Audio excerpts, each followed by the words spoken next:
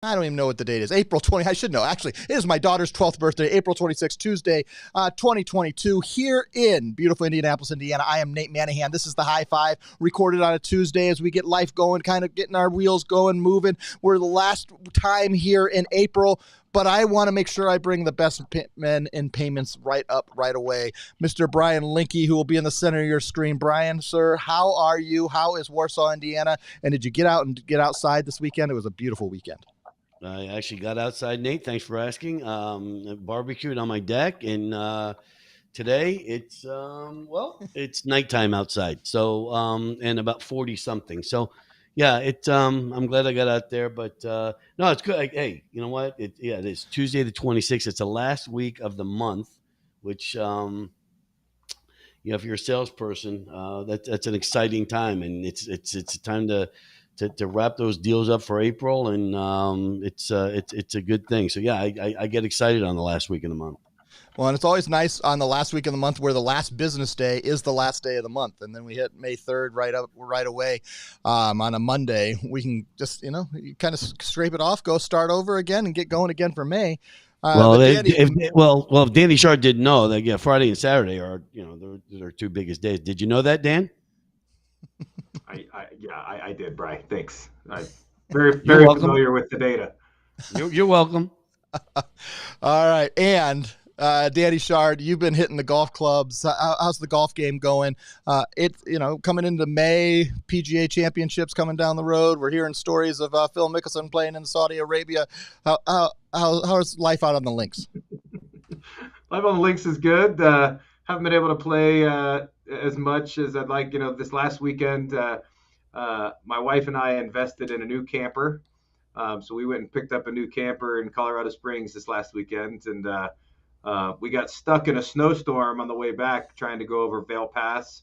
So I had an expensive camper that I had nothing inside of it, so I had to go get a hotel with a camper on it. So never a dull moment, especially in Colorado this time of year. You can golf one day, you can ski the next day.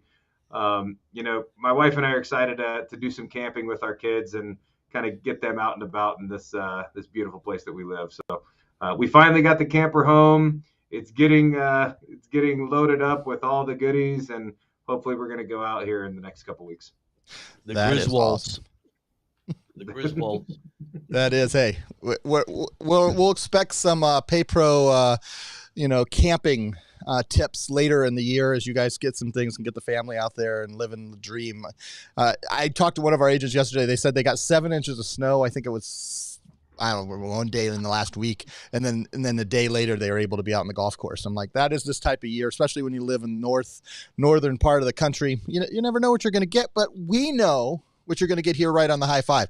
You're going to get some really good content as we talk about how to become the best payments professional you can possibly be. And today's question is this: what things can you be doing to invest in yourself that are outside? You can make sure you're getting trained by Coach Mike and Coach Jenny. Make sure that you're up to date on all the payment stuff. We're here to do that. But what things can you do outside of payments to invest in yourself, to make you a better salesperson, a better consultant, to get yourself ready and make yourself more successful? What are those things and experiences you can be putting in?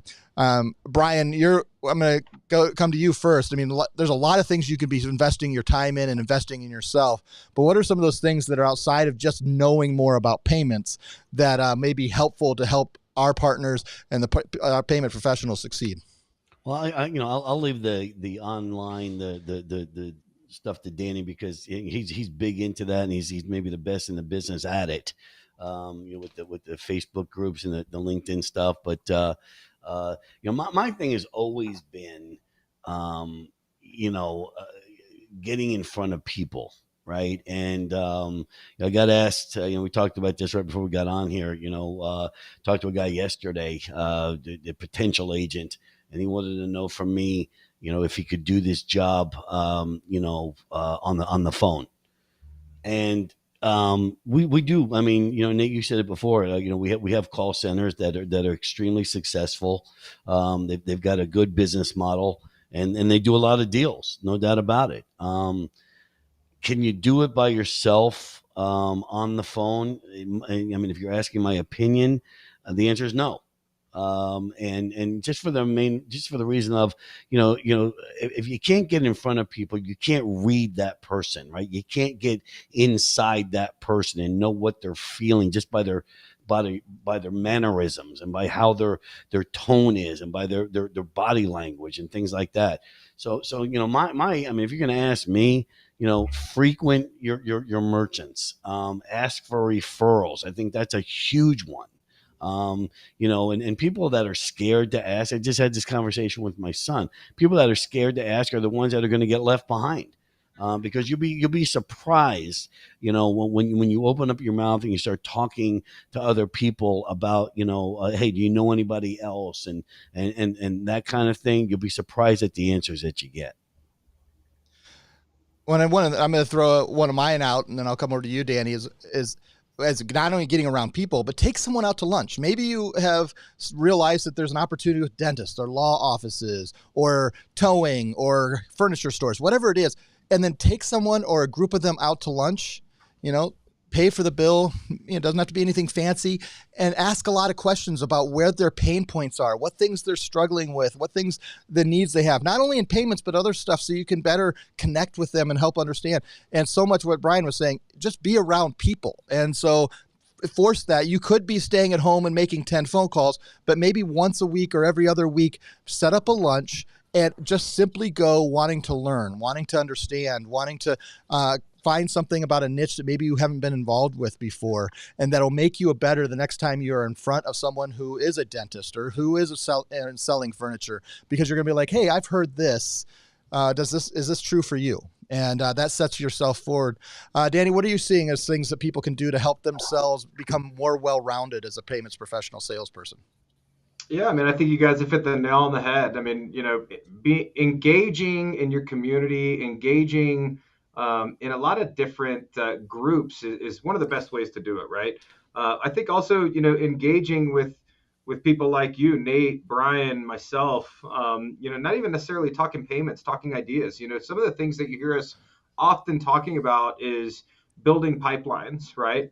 And that can be, mean a number of different ways, right? How you're doing it, whether it's just strictly on revenue to connect with that CPA, for example, to get a pipeline going with them, or just in general talking about, doing business with another company or another professional and kind of sharing each other's clients in a way that brings you both business to each other.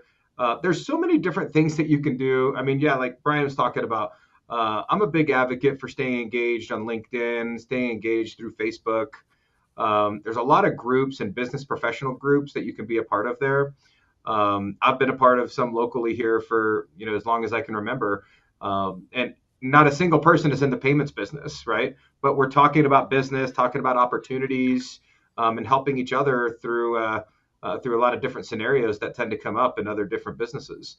I think that more importantly keeps you sharp, keeps you engaged.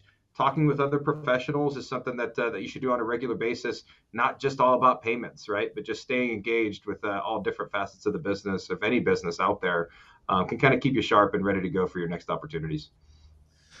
I love it. I mean, Danny, I think so much of what we can be doing is making sure, let me hold on just a second. I got to get the switches off there. Is making sure that we're just a well-rounded person, that we're connected. One of the stories I heard recently is somebody who was volunteering with Junior Achievement.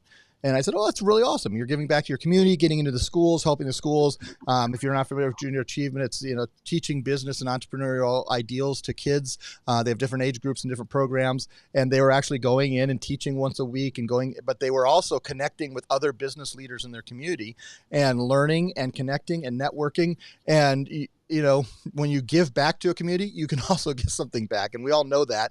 I'm not saying don't do it just to, make sure you're investing in your community, but it's a great way for you to be able to give back. Brian, we've seen it where partners jump out, they get really excited. They may set, maybe they do 100 deals in the first, X amount of time, but then they kind of fizzle out because suddenly if they're not really truly caring for the businesses they're around, and they're just simply going after the money, I think they die out a lot of times, and they just don't have that energy. And I think a lot of that is they're not being a real person. What do you think, Brian? Well, what I think is if you can find me the guy who's writing 100 deals right away, um, I used a let me big know. number. Yes. Let, Okay. let me know where he is or she is, because I want to.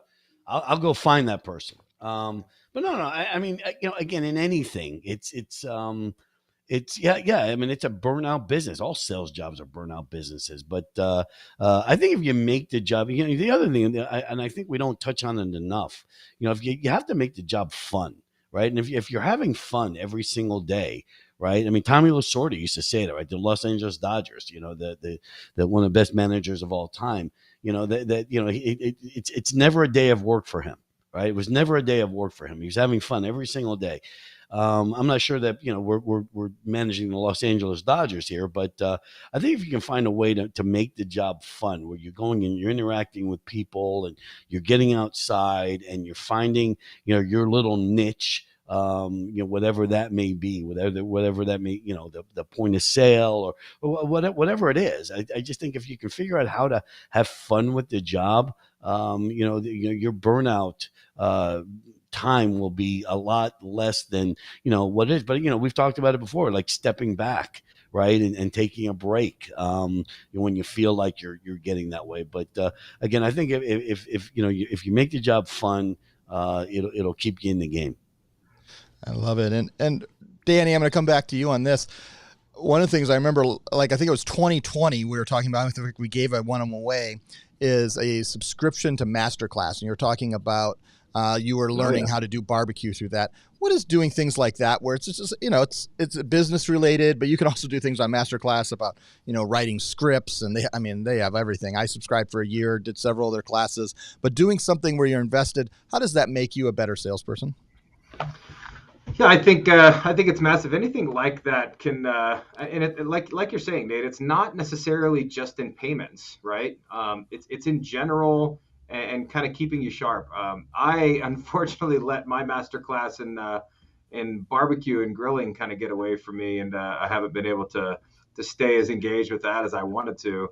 But there's so many things like that don't cost a ton of money, that are on topics that are relatable to your industry and what you're doing, that can keep you sharp and keep you engaged, and help you think fresh and think of new ideas and new ways to even talk to people and approach different opportunities.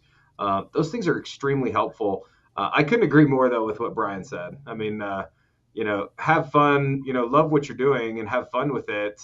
And it's something that you're going to want to wake up and go do every day.